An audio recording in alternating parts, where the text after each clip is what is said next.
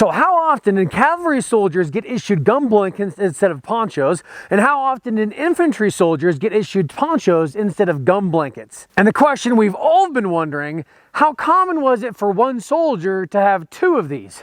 You know, because when it rains, it is nice to have two of these. So this week on the 11th OVC, ponchos versus gum blankets. So after having been rained out of about 99% of events that we go to, Brandon, it becomes easy to justify two rubber blankets, a poncho and a rubber blanket, or a combination thereof. I personally found myself liking the combination effect of one poncho, one gum blanket, and of course add that with my shelter half to stay as dry as possible while making a new camp every night. But all of that got me wondering exactly how common was it for a cavalry trooper to have a gum blanket instead of a poncho, and of course vice versa, how common was it for an infantry soldier to have a poncho instead of a gum blanket? So now of course the big assumption is that ponchos were issued to the cavalry, gum blankets were issued to the infantry, and there wasn't a whole lot of cross-contamination between the two. I've heard that, but was it true? Well, I went to where we always start these videos off, which is primary records. So I hopped on researcharsenal.com's database and looked at the clothing issues between infantry and cavalry regiments.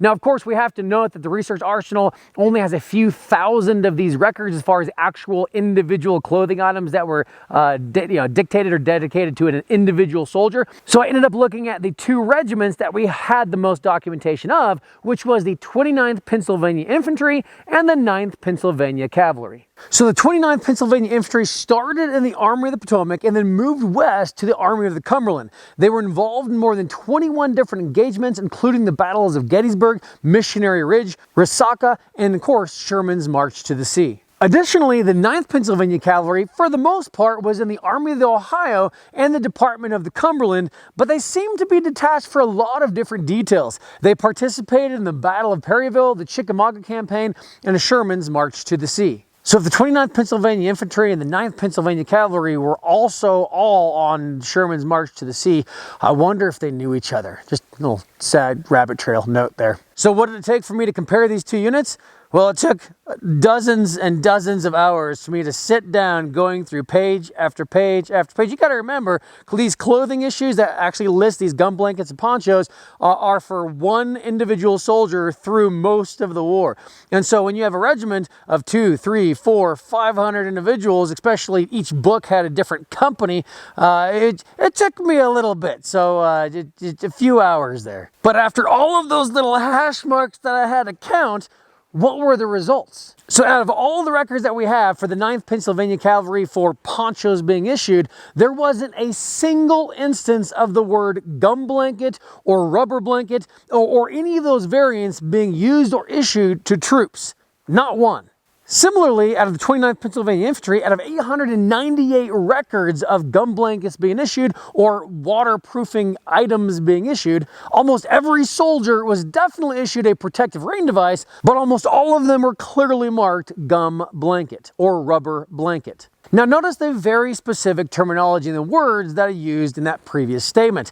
More specifically, in fact, there were only 4 instances of ponchos or rubber ponchos or anything with the word poncho being issued to troops. Just 4 out of 898 issues and troops being issued, these waterproof devices, these blankets, these rubber blankets, only 4 instances of the word poncho being used for the infantry. So if we consolidate this data and put this into perspective, granted, for these two regiments, only about 1% of infantry soldiers were issued ponchos, and as far as our records indicate, 0 cavalry troopers had any gum blankets. They were only issued ponchos. Now, of course, notice how I say issued. Of course, there may be other issued documents, other clothing ledgers that we haven't seen, we don't have access to, we're unaware of. And of course, soldiers could have easily done private purchase or again, private purchased any waterproofing device, whether it be a poncho, gum blanket,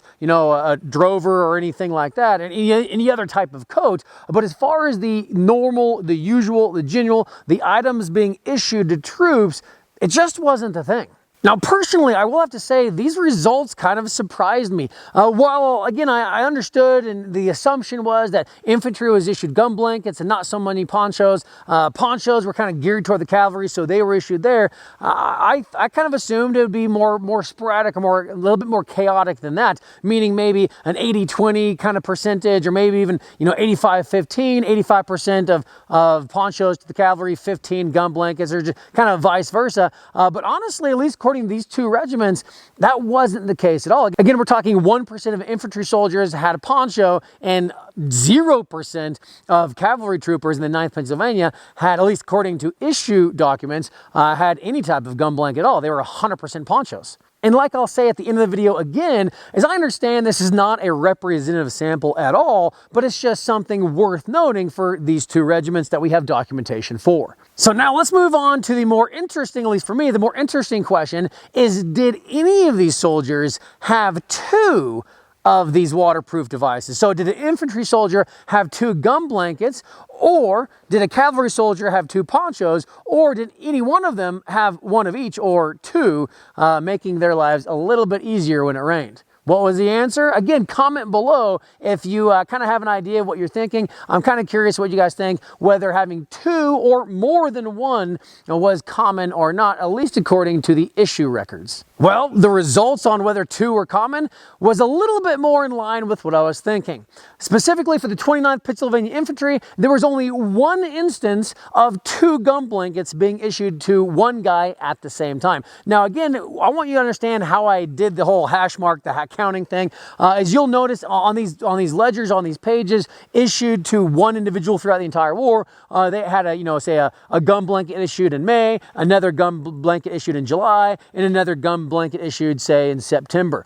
I didn't really count any of those, saying they could have turned those in, they could have gotten lost, they could have been, didn't necessarily have two. There's not proof of them having two. I only counted the instances where two items, whether two gun blankets or two ponchos, I only counted the instances where two of them were issued on the same day to the same soldier. So again, for the 29th Pennsylvania Infantry, there was only one instance of a soldier being issued two gun blankets at the same time, and of course to a private nonetheless. However, on the 9th Pennsylvania Cavalry side of things, it kind of blew me away more than I thought. About 40% of the troopers of the 9th Pennsylvania Cavalry had or were issued at any given time two gun blankets at the same time on the same day. Now again, this is not including the instances where they were issued another gun blanket, say a month later or even just weeks later. You'll notice on some of these ledgers that they were issued a gun blanket, or sorry, a poncho. Got to be specific with my terminology, right?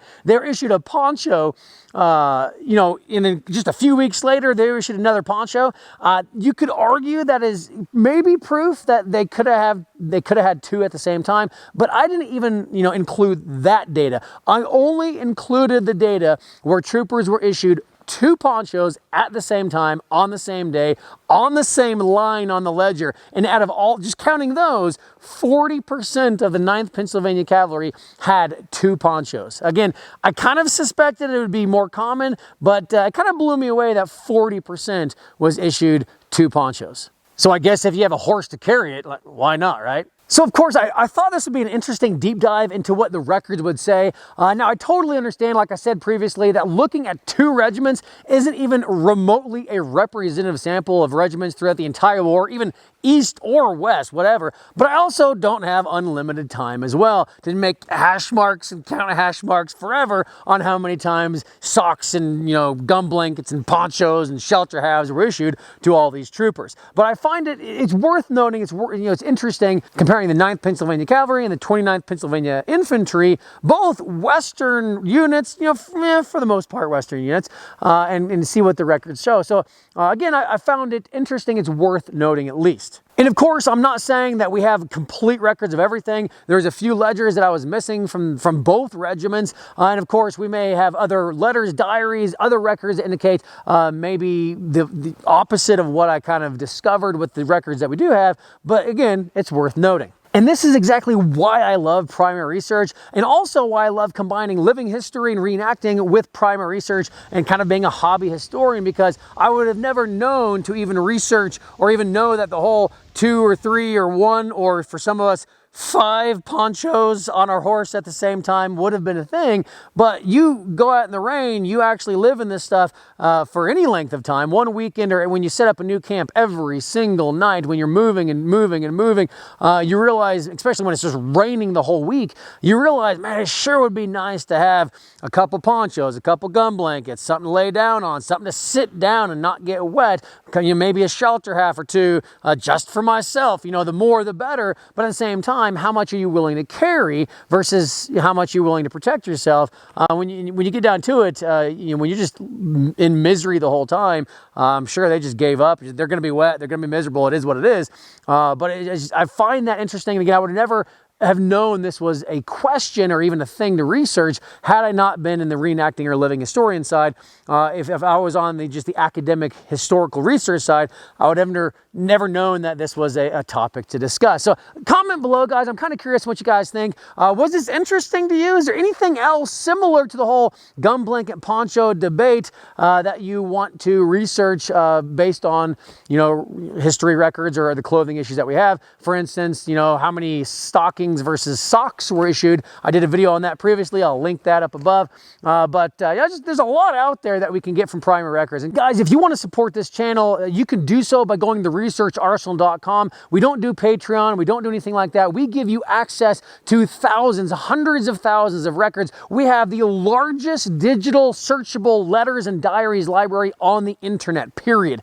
We have the thousands and thousands of photos, Civil War photos, original wet plate, CDVs, thousands of Civil War photos tagged with the exact same items in the image. If you're looking for a Philadelphia canteen, a New York canteen, specific weapons, specific accoutrements, specific ways that guys or soldiers are wearing their clothing, you can search that on the photo side of things. We have the National Archives microfilm. If you know exactly what microfilm you want, you can search that. The point is, guys, your support, you subscribing to the researcharsenal.com allows us to go to these state archives, to these national archives, to honestly, actually more specifically, or actually more importantly maybe, these private collections that guys are letting us into their houses, digitizing their records, and being able to give you access to records that have not been, have not seen the light of day in decades, or maybe even a century. And that's what your subscription does when you support us. And of course, from a YouTube perspective or a Facebook perspective,